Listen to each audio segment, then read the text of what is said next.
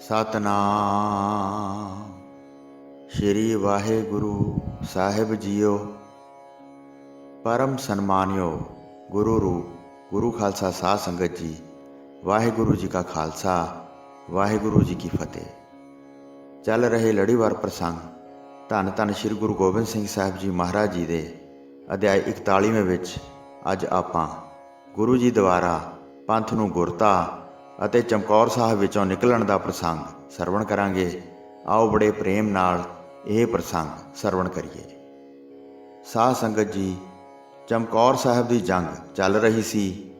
ਫਿਰ ਪੰਜਾਂ ਸਿੰਘਾਂ ਨੇ ਬੇਨਤੀ ਕੀਤੀ, ਹੇ ਸਤਿਗੁਰੂ ਜੀ, ਹੁਣ ਬਾਹਰ ਨਿਕਲੋ। ਬਾਰ-ਬਾਰ ਸਿੰਘਾਂ ਦੇ ਕਹਿਣ 'ਤੇ ਗੁਰੂ ਜੀ ਨੇ ਨਿਕਲਣ ਦੀ ਤਿਆਰੀ ਕੀਤੀ। ਚਾਹੁੰਦੇ ਸਨ ਕਿ ਹੁਣ ਖਾਲਸੇ ਨੂੰ ਤਿਲਕ ਦਿੱਤਾ ਜਾਵੇ। ਇਹਨਾਂ ਨੇ ਬਹੁਤ ਵੱਡੀ ਘਾਲਣਾ ਘਾਲੀ ਹੈ। ਭਿਆਨਕ ਸ਼ਾਮ ਹੋ ਗਈ। ਬਹੁਤ ਗਿੱਦੜ ਬੋਲਦੇ ਸਨ। 5 ਸੂਰਬੀਰ ਫਿਰ ਗੁਰੂ ਜੀ ਦੇ ਪਾਸ ਆਏ।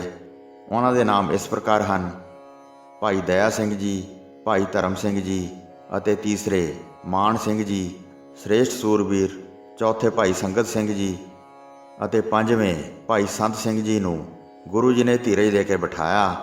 ਫਿਰ ਖਾਲਸੇ ਨੂੰ ਗੁਰਤਾ ਅਰਪਣ ਕਰਨ ਲੱਗੇ। ਪੰਜਾਂ ਸਿੰਘਾਂ ਦੇ ਉੱਥੇ ਸਰੀਰ ਸੋਭ ਰਹੇ ਸਨ।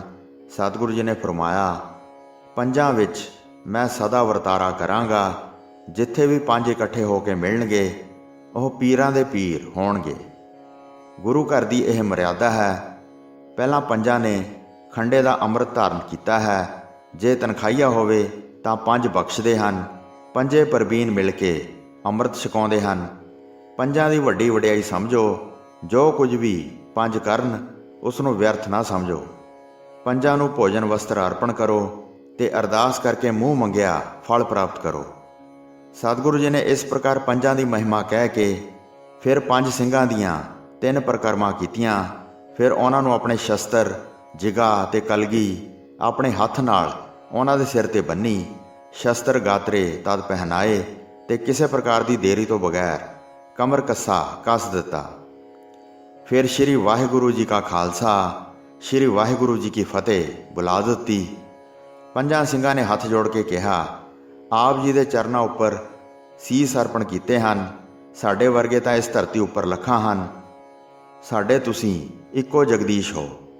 ਕਿਰਪਾਲੂ ਸਤਿਗੁਰੂ ਜੀ ਨੇ ਬਹੁਤ ਮਨੁੱਖ ਆਪਣੀ ਕਿਰਪਾ ਕਰਕੇ ਤਾਰੇ ਹਨ। ਸ਼੍ਰੀ ਰਾਮਚੰਦਰ ਜੀ ਨੇ ਜਿਵੇਂ ਜੰਗਲ ਦੇ ਬਾਂਦਰ ਤਾਰ ਦਿੱਤੇ ਸਨ, ਤਿਵੇਂ ਤੁਸੀਂ ਵੱਡੇ ਹੋ। ਉਸ ਤਰ੍ਹਾਂ ਤੁਹਾਡੀ ਵੱਡੀ ਵਡਿਆਈ ਹੈ। ਤੁਹਾਡੇ ਗੁਣਾਂ ਨੂੰ ਕੌਣ ਸਮਝ ਸਕਦਾ ਹੈ? ਤੁਸੀਂ ਗੁਣਾਂ ਦੇ ਸੁਆਮੀ ਹੋ।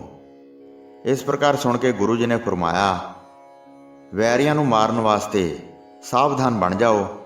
ਪੱਥੇ ਜਿਹੜੇ ਭਰੇ ਪਏ ਹਨ ਉਹ ਵੇਖੋ। ਖੱਚਰ ਉੱਪਰ ਲੱਦ ਕੇ ਬਹੁਤ ਤੀਰ ਲਿਆਂਦੇ ਸਨ। ਚਾਰੇ ਪਾਸੇ ਇਹਨਾਂ ਤੀਰਾਂ ਦੀ ਵਰਖਾ ਕਰੋ। ਜਿਹੜੇ ਤੁਰਕ ਮੋਰਚਿਆਂ ਵਿੱਚ ਓਟ ਲੈ ਕੇ ਬੈਠੇ ਹਨ, ਉਹਨਾਂ ਵਿੱਚੋਂ ਜਿਹੜੇ ਵੀ ਦਿਸ ਪੈਣ ਉਹਨਾਂ ਨੂੰ ਮਾਰ ਦਿਓ। ਤੁਸੀਂ ਦੋਵੇਂ ਗੜੀ ਵਿੱਚ ਅੜੇ ਰਹੋ। ਅਸੀਂ ਸਾਰਿਆਂ ਦੇ ਬਚਨ ਮੰਨ ਕੇ ਬਾਹਰ ਨਿਕਲ ਜਾਵਾਂਗੇ। 3 ਸਿੰਘ ਸਾਡੇ ਨਾਲ ਰਹਿਣਗੇ।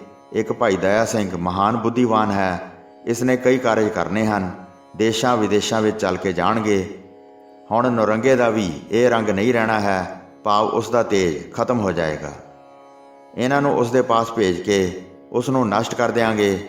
ਭਾਈ ਮਾਨ ਸਿੰਘ ਅਤੇ ਭਾਈ ਧਰਮ ਸਿੰਘ ਵੱਡੇ ਸੂਰਬੀਰ ਹਨ। ਇਸ ਪ੍ਰਕਾਰ ਕਹਿ ਕੇ ਹਿਰਦੇ ਵਿੱਚ ਆਨੰਦ ਧਾਰਨ ਕੀਤਾ। ਜੰਗ ਦੇ ਮੈਦਾਨ ਵਿੱਚ ਦੂਰ ਦੂਰ ਤੱਕ ਮੁਰਦਿਆਂ ਦੀਆਂ ਲੋਥਾਂ ਪਈਆਂ ਸਨ ਤੇ ਹਜ਼ਾਰਾਂ ਜ਼ਖਮੀਆਂ ਦੀ ਕੂਕ ਪੁਕਾਰ ਦਾ ਕੋਈ ਸ਼ੁਮਾਰ ਨਹੀਂ ਸੀ। 4 ਚੁਫੇਰੇ ਕਈ ਹਜ਼ਾਰਾਂ ਪਹਿਰੇਦਾਰ ਫੌਜ ਦੇ ਦਸਤੇ ਫਿਰਦੇ ਸਨ ਤੇ ਨਗਾਰੀਆਂ ਦੀ ਧੁਨਕਾਰ ਉੱਠ ਰਹੀ ਸੀ। ਕਈ ਹਜ਼ਾਰਾਂ ਹਮਲਾ ਕਰਨ ਵਾਸਤੇ ਆਏ ਸਨ। ਮਾਨੋ ਚੰਦ ਨੂੰ ਤਾਰਿਆਂ ਨੇ ਆ ਘੇਰਿਆ ਹੋਵੇ। ਹਨੇਰੇ ਵਿੱਚ ਚੰਦ ਚੜ੍ਹ ਪਿਆ। ਜਿੱਥੇ ਕਿੱਥੇ ਲਸ਼ਕਰ ਵੱਲ ਵੇਖਿਆ, ਜਿਹੜਾ ਇੱਕ ਵੱਡੇ ਸਮੁੰਦਰ ਵਾਂਗ ਫੈਲਿਆ ਹੋਇਆ ਸੀ। ਬੰਦੂਕਾਂ ਦੇ ਪਲੀਤੇ ਧੁਖਦੇ ਸਨ। ਮਾਨੋ ਬੜਵਾ ਦਲ ਅਗਨੀ ਦੀਆਂ ਲਾਟਾਂ ਨਿਕਲਦੀਆਂ ਸਨ। ਉਸ ਸਮੁੰਦਰ ਵਿੱਚ ਮਾਨੋ ਘੋੜੇ ਮਗਰਮੱਛ ਸਨ ਤੇ ਨੇਜ਼ੇ ਸੱਪ ਸਨ। ਕਿਲ੍ਹਾ ਮੈਨਾਕ ਪਹਾੜ ਵਾਂਗ ਜਾਣਿਆ ਜਾਂਦਾ ਹੈ। ਇਸ ਪ੍ਰਕਾਰ ਸਤਿਗੁਰੂ ਜੀ ਨੇ ਚਾਰੇ ਪਾਸੇ ਵੇਖਿਆ। ਮੈਨਾਕ ਪਹਾੜ ਹਿਮਾਲਿਆ ਦਾ ਪੁੱਤਰ ਇੱਕ ਪਹਾੜ ਹੈ, ਜਿਹੜਾ ਇੰਦਰ ਪਾਸੋਂ ਡਰ ਕੇ ਸਮੁੰਦਰ ਵਿੱਚ ਜਾ ਲੁਕਿਆ ਸੀ। ਪੰਜਾਂ ਸਿੰਘਾਂ ਨੂੰ ਕਲਗੀ ਕਿਸ ਪ੍ਰਕਾਰ ਦਿੱਤੀ, ਉਸ ਦਾ ਵੀ ਨਿਰਣਾ ਮਨ ਲਾ ਕੇ ਸੁਣ ਲਵੋ। ਭਾਈ ਸੰਤ ਸਿੰਘ ਖੱਤਰੀ, ਜਿਹੜਾ ਸ਼ੁਭ ਮੱਤ ਵਾਲਾ ਸਿੱਖ ਸੀ, ਉਸ ਨੂੰ ਪੰਜਾਂ ਵਿੱਚ ਵਡਿਆਈ ਦੇ ਕੇ ਸਾਰਿਆਂ ਦੀ ਸ਼੍ਰੋਮਣੀ ਥਾਪ ਦਿੱਤਾ। ਉਸ ਨੂੰ ਗੁਰਤਾ ਅਰਪਣ ਕੀਤੀ। ਖਾਲਸੇ ਵਿੱਚ ਉਸ ਨੇ ਪਹਿਲੀ ਗੁਰਤਾ ਪ੍ਰਾਪਤ ਕੀਤੀ। ਆਪਣੇ ਸ਼ਸਤਰ ਪਵਾ ਕੇ ਉਸ ਨੂੰ ਅਟਾਰੀ 'ਤੇ ਬਿਠਾ ਦਿੱਤਾ ਤੇ ਗੁਰੂ ਜੀ ਉਸ ਨੂੰ ਫਤਿਹ ਬੁਲਾ ਕੇ ਬੜੇ ਪ੍ਰਸੰਨ ਹੋਏ। ਕਈ ਕਹਿੰਦੇ ਹਨ ਕਿ ਭਾਈ ਸੰਗਤ ਸਿੰਘ ਬੰਗਸੀ ਬੰਗਸ ਦੇਸ਼ ਵਿੱਚੋਂ ਆਇਆ ਸੀ। ਉਸ ਨੂੰ ਉਸ ਸਮੇਂ ਗੁਰਤਾ ਸਥਾਪਨ ਕੀਤੀ ਤੇ ਜਿਗਾ ਪਹਿਨਾ ਕੇ ਗੁਰਤਾ ਦਿੱਤੀ। ਸਤਿਗੁਰੂ ਜੀ ਦੇ ਦੋਵੇਂ ਗੁਰਮੁਖ ਸਿੱਖ ਸਨ। ਉਹਨਾਂ ਵਿੱਚੋਂ ਕਿਸੇ ਨੂੰ ਗੁਰਤਾ 'ਤੇ ਸਥਾਪਿਤ ਕਰ ਦਿੱਤਾ।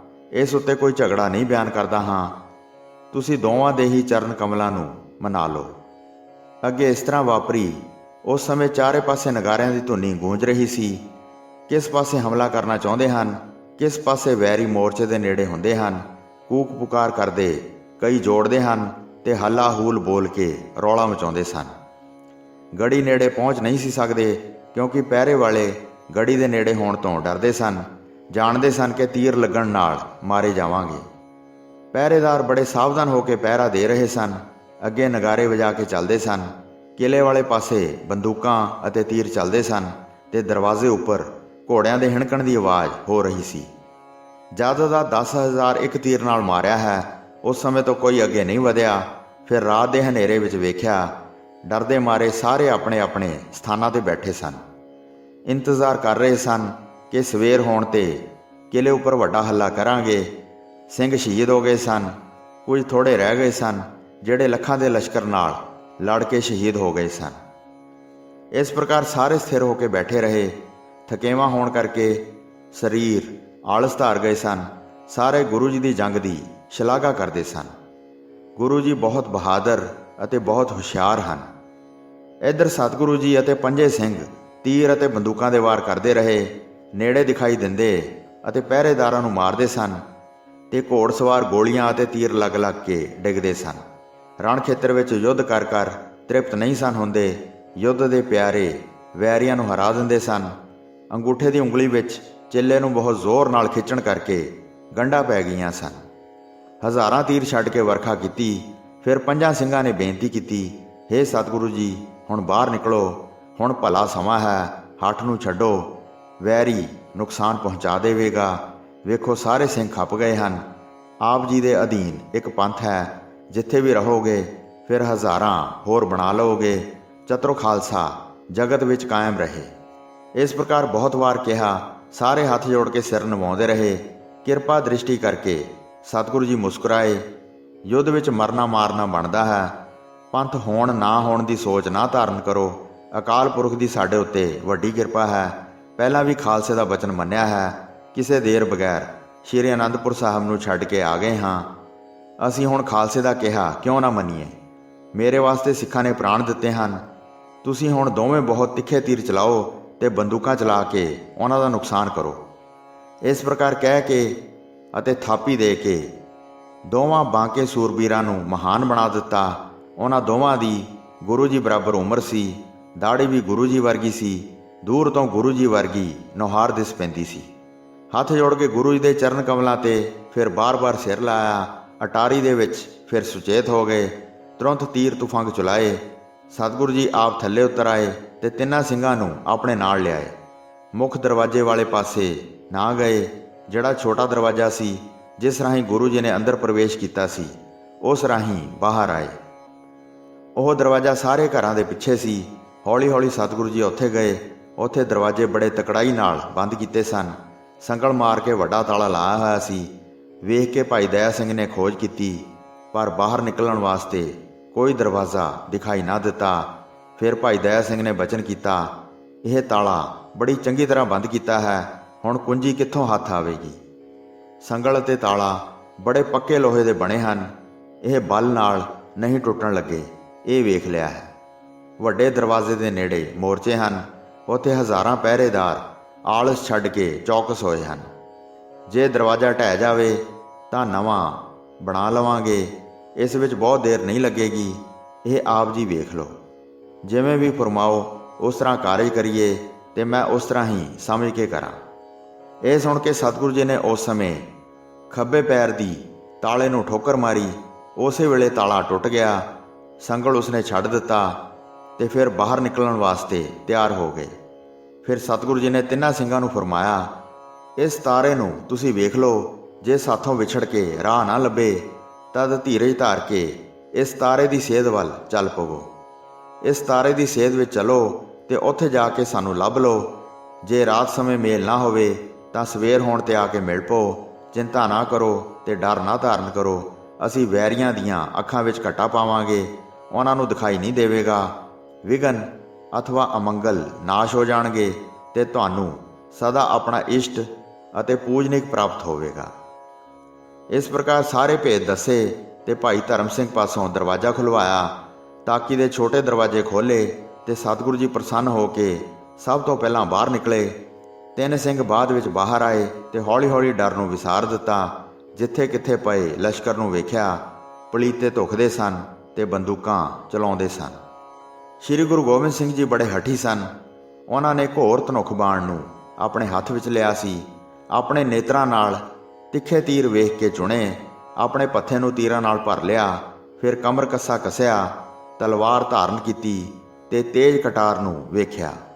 ਕਰਦ ਸਾਹਮਣੇ ਧਾਰਨ ਕਰਕੇ 2 ਪਿਸਤੌਲ ਕਮਰ ਕੱਸੇ ਵਿੱਚ ਕੱਸ ਲਏ।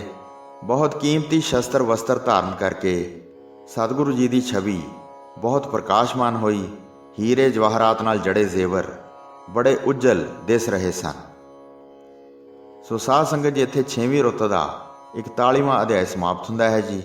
ਪ੍ਰਸੰਗ ਸੁਣਾਉਂਦੇ ਹੋਏ ਹੋਈਆਂ ਅਨੇਕ ਭੁੱਲਾਂ ਚੁੱਕਾਂ ਦੀ ਖਿਮਾ ਬਖਸ਼ਣੀ ਜੀ। ਦਾਸ ਨੂੰ ਆਗਿਆ ਦਿਓ। ਵਾਹਿਗੁਰੂ ਜੀ ਕਾ ਖਾਲਸਾ, ਵਾਹਿਗੁਰੂ ਜੀ ਕੀ ਫਤਿਹ।